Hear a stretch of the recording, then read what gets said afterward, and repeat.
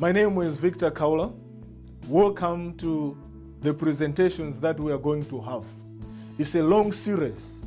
It's concerning leadership training. I have been a church pastor for Seventh-day Adventist for more than 13 years.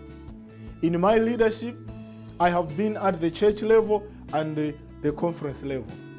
But one thing that I have seen is that I am so happy that the church is so organized. It has got new leadership each and every year. There are elections that take place in every church every year. In other churches, it happens every 2 years.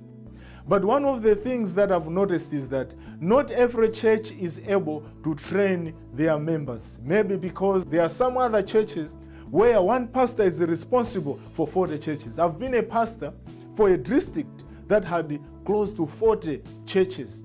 In such kind of churches, you may do training at one church or 3 churches, or maybe other churches, but there may be others who may not be trained. It is for this reason, at this YouTube channel, I have decided to present leadership trainings on various offices of the church.